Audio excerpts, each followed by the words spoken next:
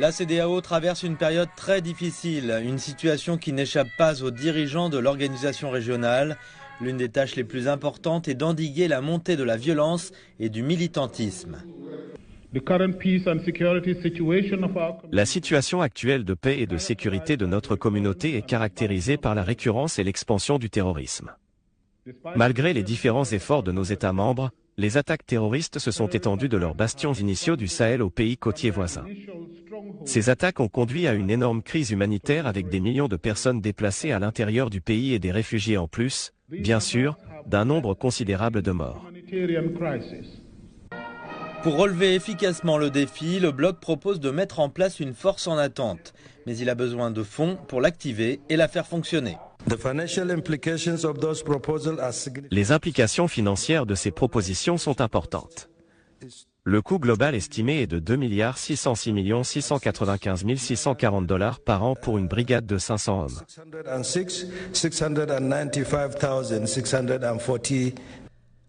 Les chefs d'État devraient approuver la proposition lors de la réunion à Abuja, y compris les moyens de réunir l'argent. Les dirigeants discuteront également du Mali, du Niger et du Burkina Faso, 3 pays gouvernés par la junte, qui ont annoncé qu'ils se retireraient de la CEDEAO.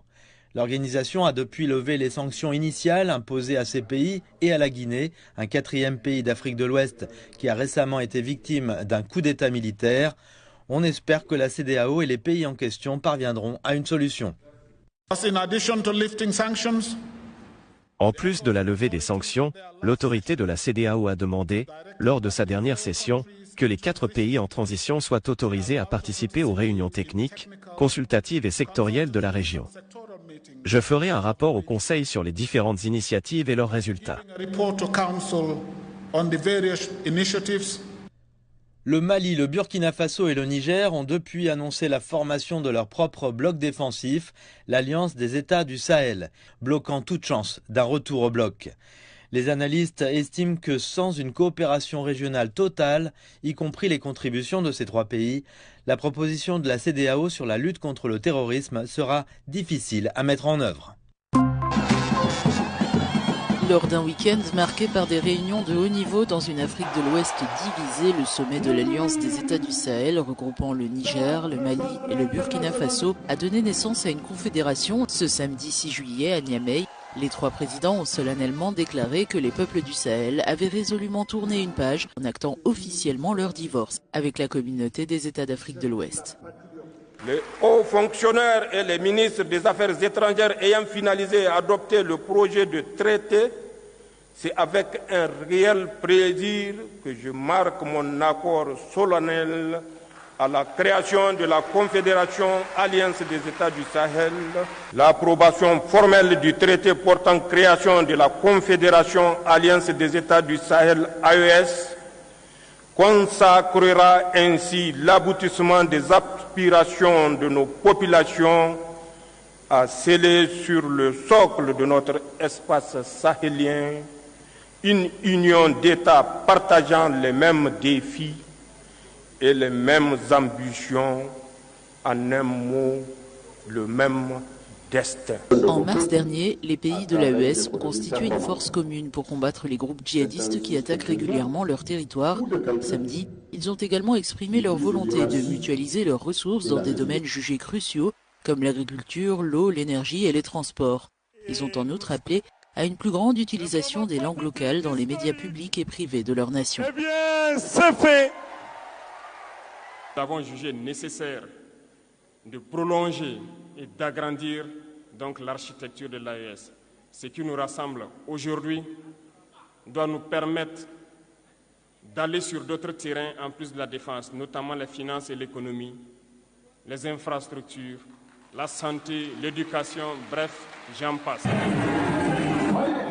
Le Mali occupera la présidence tournante de l'AES pour 1 an, tandis que le Burkina Faso devrait accueillir le sommet des parlementaires de l'organisation. Des délégations de divers partis politiques soudanais se sont réunies dans la capitale égyptienne pour trouver une solution politique à la crise au Soudan. Des représentants d'organisations régionales et internationales étaient également présents. Les participants ont appelé à poursuivre les pourparlers entamés à Jeddah entre l'armée et les forces de soutien rapide. Les discussions et les délibérations ont porté sur la nécessité d'une fin immédiate de la guerre, de façon à assurer les mécanismes, les méthodes et le contrôle d'un cessez-le-feu permanent, ainsi que l'arrêt des hostilités. Les participants ont insisté sur l'importance de s'engager à respecter la déclaration de Jeddah, de veiller à son application et de la réviser pour l'adapter à l'évolution de la guerre. Le ministre égyptien des Affaires étrangères, Badr Abdelati, a appelé à l'inclusion de toutes les parties soudanaises dans les efforts de paix en respectant la souveraineté et l'unité du Soudan sans ingérence extérieure. Toute véritable solution politique à la crise au Soudan doit être fondée sur une vision purement soudanaise, émanant des Soudanais eux-mêmes, sans injonction ni pression de la part d'une quelconque partie extérieure. L'ancien Premier ministre Abdallah Hamdok est venu avec la coalition qu'il dirige Taqaddum et qui réunit des partis pro-démocratiques, des groupes armés et des membres de la société civile appelant à la fin de la guerre. L'incapacité à réunir les deux belligérants pour négocier sérieusement, mettre fin à la guerre et avancer dans un processus politique est le principal obstacle. Mais je pense qu'avec la pression exercée de l'intérieur par la société civile, les groupes soudanais, la région et le monde, nous serons en mesure de faire pression sur eux pour qu'ils s'assoient à la table des négociations.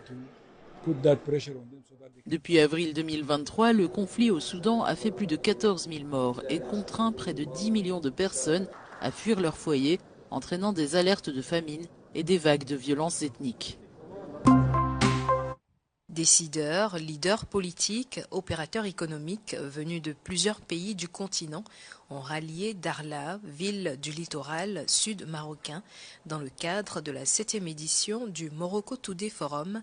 Les travaux de ce forum, axés sur l'opérationnalisation de l'initiative royale marocaine pour une région continentale intégrée, inclusive et prospère, ont permis aux différents intervenants de discuter des enjeux et de la mise en œuvre de solutions efficientes pour le développement du potentiel de l'Afrique atlantique et de la facilitation de l'accès aux pays du Sahel à cet espace maritime.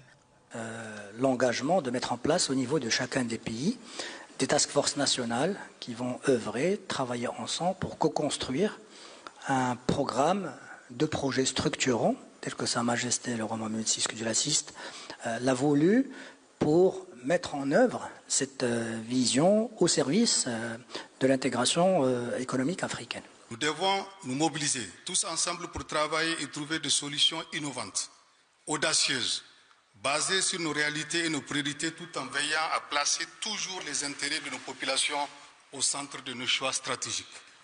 Cette édition du Morocco Today Forum, organisée par le groupe Le Matin, en partenariat avec l'Agence marocaine de coopération internationale, visant l'intégration économique, sociale africaine, aurait atteint ses objectifs selon les organisateurs. L'initiative de Sa Majesté apporte une réponse aux défis des pays africains riverains de la façade atlantique et des pays du Sahel. Deuxième conclusion, la mise en œuvre d'une feuille de route multidimensionnelle de cette initiative qui associe l'ensemble des pays africains de la façade atlantique et des pays du Sahel fera l'objet d'une co-construction, doit faire l'objet d'une co-construction. Troisième conclusion, l'initiative royale est qualifiée de tous et par tous d'une coopération sud-sud renouvelée et inédite. À noter que l'édition 2024 du Morocco Today Forum s'est achevée notamment par des recommandations consignées dans un livre blanc et par l'adoption de la déclaration de Dakhla sur l'initiative atlantique. 12 revendications ont motivé l'organisation d'une marche pacifique à Port-Louis, la capitale de l'île Maurice. À l'origine de cette manifestation, le syndicat General Workers Federation s'insurge contre l'ouverture du marché du travail aux étrangers, un projet de loi inscrit dans la loi de finances 2024-2025, actuellement en débat au Parlement mauricien. Nous nous demandons si le Premier ministre Pravin Jugnauth est resté coincé dans les années 1970. Il doit nous assurer à tous et surtout à la jeunesse mauricienne le droit de travailler. À ce stade, les jeunes sont prêts à éclater comme un volcan aux prochaines élections générales. Nous lui adressons 12 revendications, qu'il prenne du recul et tire au clair l'avenir du travailleur étranger. La mesure prévue par le gouvernement va lever le quota limitant l'emploi de travailleurs étrangers dans l'industrie manufacturière, la joaillerie, le port franc et l'économie numérique. Ce dernier secteur, selon l'opposition et la société civile mauricienne, pourrait recruter 100% d'employés étrangers d'ici 2025 avec des salaires passant de près de $1000 à $500. Les manifestants dénoncent une volonté gouvernementale de violer les droits des travailleurs. Accorder aux travailleurs et entreprises étrangères d'occuper 100% du secteur de l'économie numérique est un véritable scandale. Le gouvernement offre des incitations et débouchés à des entreprises à condition de recruter 100% de travailleurs étrangers. À Maurice, 30 000 jeunes âgés de 16 à 24 ans, soit 50% de femmes et 36% d'hommes, sont à la recherche d'un emploi. 7 500 jeunes Mauriciens qui sont au chômage ont fait des études universitaires, tandis que 71% des chômeurs ont une expérience professionnelle active. En début d'année 2024, le Premier ministre Pravin Jugnauth a annoncé de nouvelles opportunités professionnelles pour 15 000 jeunes travailleurs à l'horizon 2027.